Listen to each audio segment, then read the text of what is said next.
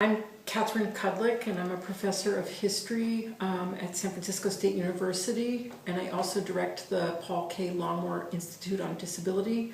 And that's why I came to the Bay Area basically to run this institute. They did a national search to recruit somebody that would be a director for this institute that is honoring a professor who taught here, who was very popular, very prominent, very influential, and he died unexpectedly 2 years ago, and they decided they wanted to honor his memory by ramping up the institute. So I just started. Blindness, the average person imagines it as, what it's like when you go into the room and you turn out the light, and that's not what it's like at all. It's, there's as many different ways to be blind as there are to be sighted. So, for example, in my own case, I have a condition known as nystagmus, where the eye has trouble focusing. It jumps around, and so I can see a lot sometimes, and in some situations, and other times I see almost nothing, and it gets very confusing. There's just lots of variation, and the percentage of people that have total blindness from birth is like, it's around 1% or maybe even less.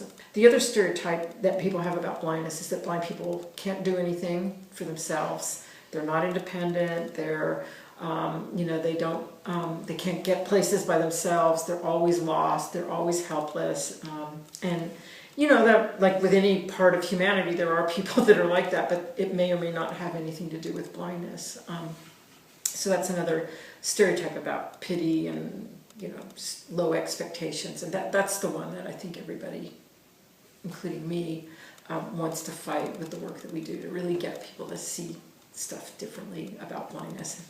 Pardon the pun. But there's often people that don't quite know what to do. So there'll be two extreme reactions. One will be, I know this because I can see enough to know it, that they'll either get really quiet or run away because they can't deal. They just whatever, and that's a little disconcerting. The other one is where they'll jump on you and try to help you and go over here and, oh, do you know where you are? You're getting to the curb. And so there's all sorts of things like that. And you don't want to badmouth people for their impulses to be helpful. But the problem with some of those impulses is that they assume they know better than you, and rather than asking politely and saying, hey, do you need any help? Are you okay? That's fine. But a lot of the time they just assume that you need help, and they jump in and they grab you and drag you across the street, or that kind of behavior, and that's really, it's very disconcerting. The more subtle forms of activism make you just show up.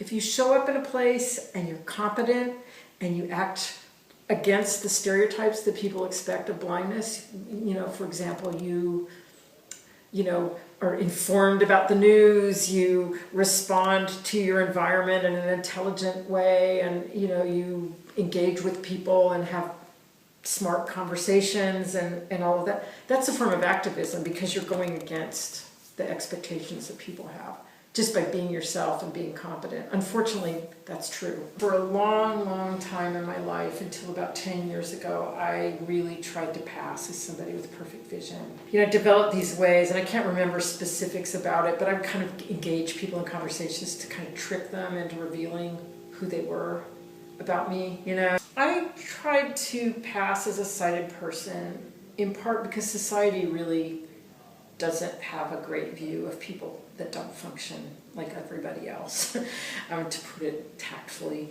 But I grew up with the cartoons of Mr. Magoo, and the guy, that character who's older and he can't see anything, and he always is walking off cliffs and not kind of managing himself very well. And I knew I didn't want to be that person.